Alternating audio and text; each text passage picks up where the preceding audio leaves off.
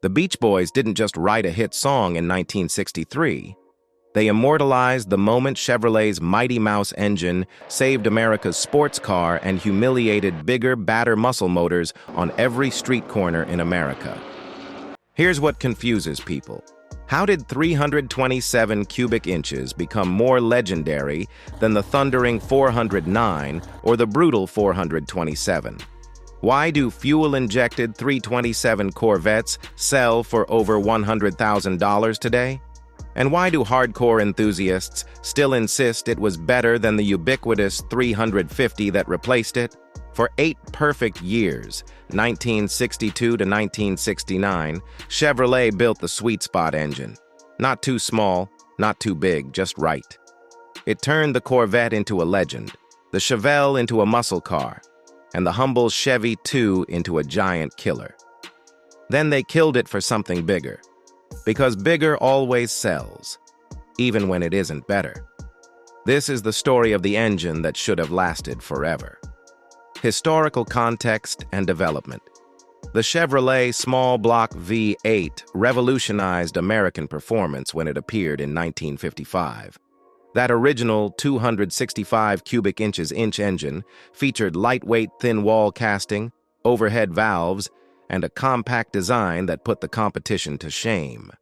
It made Chevy's full-size cars quick and gave the Corvette a fighting chance at being an actual sports car instead of an underpowered embarrassment. In 1957, Chevy bored the 265 out to 283 cubic inches and achieved the magical 1 horsepower per cubic inch with fuel injection, 283 horses from 283 cubes. It was a marketing triumph and an engineering achievement. But by 1961, the 283 had been pushed as far as it could go. Hot rodders had been boring 283 blocks to 4.00-inch cylinders for years, creating 301 cubic inch street engines that Chevrolet couldn't officially acknowledge. The writing was clear. The market wanted more displacement. Chevrolet's engineers responded in 1961 by making the hot rodders modification official. They bored the cylinders out to an even 4.00 inches, an 1/8-inch increase, and bumped the stroke a 1/4 inch to 3.25 inches. The result was 327 cubic inches of displacement in the exact same external dimensions as the 283. Critically, the thick cylinder walls of the small block design could handle the larger bore without compromising strength. The 327 debuted for the 1962 model year across Chevrolet's entire lineup. Corvettes got 4 versions ranging from 250 to 360 horsepower. Full-size Impalas, Bel Airs, and Biscaynes offered 250 and 300 horse variants. Only the Corvair and Chevy 2 missed out initially. The large 4.00-inch bores allowed huge valves that could flow massive amounts of air, the secret to making serious power from a relatively small engine. Chevrolet had created something special, even if they didn't fully realize it yet. The Golden Age. For 8 years, the 327 defined what a small block V8 should be. Chevrolet offered it in so many configurations that virtually every customer could find the perfect balance of power, economy, and budget. The base LF7 with a 2-barrel carburetor made just 210 horsepower, perfect for station wagons and air-conditioned sedans that needed decent power without premium fuel requirements. Step up to the 250 to 275 horsepower versions with 4-barrel carburetors, and you had a respectable performer that could embarrass bigger cars in stoplight Grand Prix racing. But the engines that made the 327 legendary were the high-performance versions. The L79 with 350 horsepower used a solid lifter camshaft and big Holley 4-barrel carburetor to create one of the most potent small blocks ever offered in regular production cars. The L76 pushed to 365 horsepower with higher compression and even more aggressive tuning, available only in Corvettes. And then there was the L84 375 horsepower from Rochester Ramjet mechanical fuel injection 11.25-to-1 compression, and the kind of throttle response that made fuel-injected 327 Corvettes unbeatable at stoplights. The 327 appeared in everything Chevrolet built. Corvettes from 1962 through 1968 used it as standard equipment, the performance versions making the car finally competitive with European sports cars. Chevelles and Malibus turned into serious muscle with L79 power. The compact Chevy 2 Nova became a street racer's dream. Lightweight body with big engine power. First-generation Camaros offered multiple 327 variants.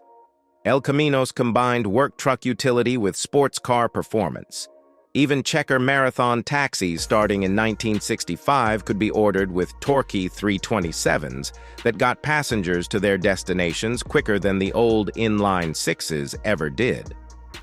The Beach Boys immortalized the fuel-injected 327 in Shut Down, creating a cultural touchstone that transcended automotive enthusiasm. Corvette finally had the performance to match its looks. Drag racers discovered the combination of 327 power in lightweight cars was nearly unbeatable.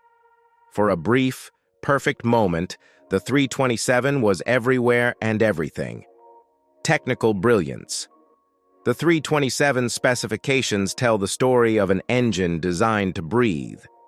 That 4.00-inch bore, the largest yet in a Chevy small block, allowed cylinder heads with massive valves that could move serious air. Stroke measured 3.25 inches, creating an oversquare design that could rev freely while making power across a wide RPM range.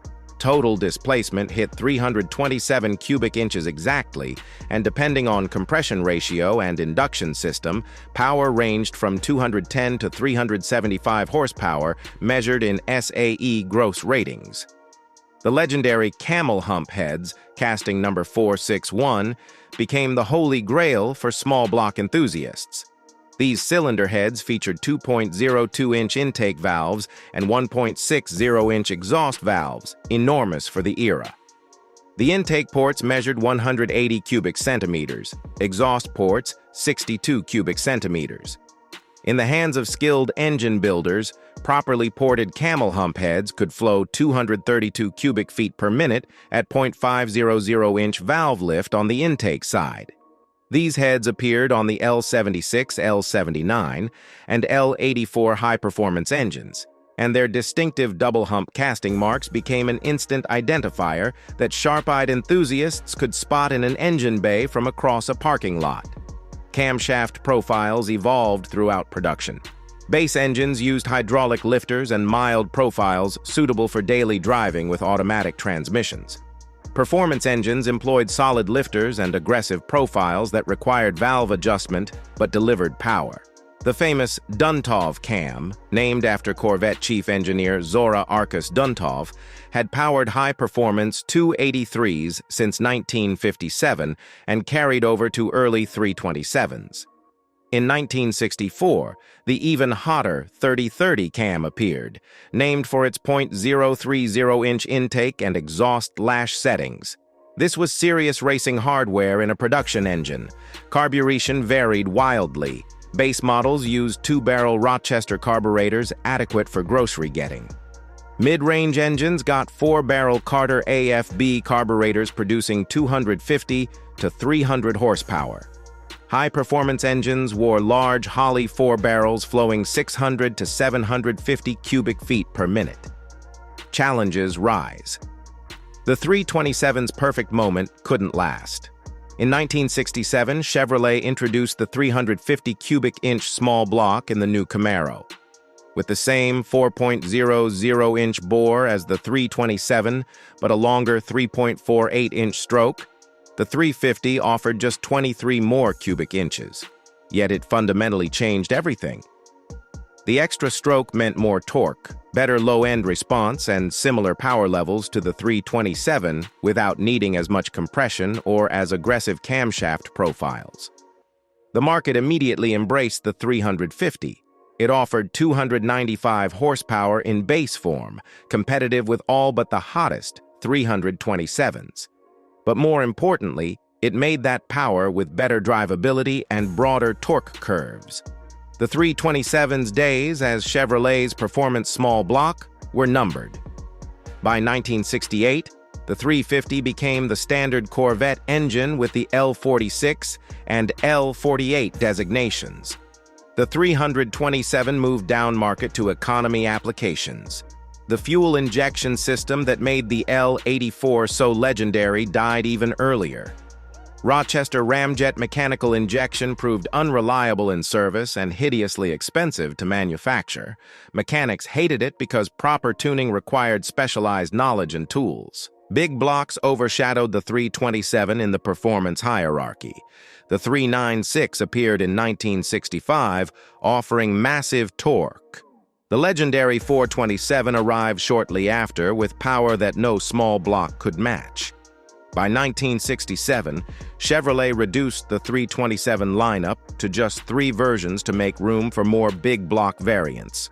Performance buyers wanted cubic inches, and 327 wasn't enough inches anymore. The first 2-barrel 327, the LF7 making just 210 horsepower, appeared in 1967 as a low-cost option for full-size cars. This was an admission that the 327's performance mission had ended. By 1969, only 2 versions remained, the 210-horse economy version and a 235-horse Turbo Fire that carried the small block name but not the performance legacy. Midway through 1969, Chevrolet began phasing out the 327 entirely. The 350 and 307 covered the same market segments more efficiently. The transition. The 327's final engines rolled off production lines in mid-1969. The last applications were unglamorous: base V8 option in full-size Chevrolets and a low-cost alternative to the 350 in Chevelle, Novus, and Camaros. There were no commemorative editions, no special markings, no fanfare. Chevrolet simply stopped building them because the 350 made more sense for production efficiency and market demands. 8 years after saving the Corvette, the Mighty Mouse went out with a whimper. Total production from 1962 through 1969 reached hundreds of thousands of engines across every conceivable application. The exact number is lost to history because Chevrolet didn't track engine production separately from vehicle production in that era. But walk through any car show featuring 1960s Chevrolets, and you'll see 327 valve covers everywhere, testament to how thoroughly this engine penetrated the market. The 307 also used the 327's 3.25-inch stroke, but with the smaller 283 block creating 307 cubic inches. This became Chevrolet's economy V8 from 1968 through 1973, proving the 327's stroke lived on even as the complete engine died. Big blocks took over performance duties. The 396 grew to 402 and then 454 cubic inches. The 427 dominated Corvette options through 1969. The muscle car era demanded cubic inches, and Chevrolet delivered them. The 327's era of being enough engine had passed. One exception kept the faith. Avanti II continued using Chevrolet 327s after Studebaker ceased production in 1963. The hand-built Grand Tourers used 327s through the 1960s and into the 1970s, eventually switching to 350s. Small production runs allowed sourcing engines as needed, proving the 327 remained viable even as mass production moved on. Legacy and modern reality. 6 decades after introduction, the 327 occupies legendary status that the far more common 350 never achieved. Enthusiasts call it the best small-block Chevrolet ever built. Not the most powerful, not the most produced, but the best. That Mighty Mouse nickname stuck because it perfectly captured what made the engine special. Compact dimensions belied massive capability. The Beach Boys ensured the 327 would never be forgotten. She's real fine, my 409, but I'll be wasting my time because he's got a fuel-injected Stingray 327 plays at car shows, cruise nights, and Corvette gatherings. Young enthusiasts who weren't born until decades after the last 327 was built know that song. The fuel-injected 327 achieved immortality in 3-minute rock and roll form. The collector market reflects this legendary status. Fuel-injected L84 Corvettes routinely sell for over $100,000 in clean condition, premium prices driven by rarity and desirability. Original L79 327 engines command $1,000 or more as bare blocks before any machine work. Complete running 327S in any solid lifter configuration bring $3,000 to $8,000, depending on version and condition. The most powerful carbureted version, the L76 with 365 horsepower, was Corvette exclusive and now trades among collectors like valuable artwork. The legendary camel hump 461-cylinder heads remain valuable and sought after. Original castings in good condition command premium prices. Modern companies like Trick Flow and Speedway Motors reproduce these heads in aluminum, shaving 40 pounds while maintaining the distinctive raised valve cover rails and flowing even better than the original iron castings. Builders creating period-correct 327s have options that didn't exist when the engines were new. The 327 versus 350 debate rages on internet forums. The 350 supporters cite longer production, more displacement, easier parts availability. The 327 faithful counter that shorter stroke means higher RPM potential, lighter reciprocating mass delivers quicker throttle response, and exclusivity trumps ubiquity. Plus, fuel-injected Stingray 327 just sounds cooler than 350.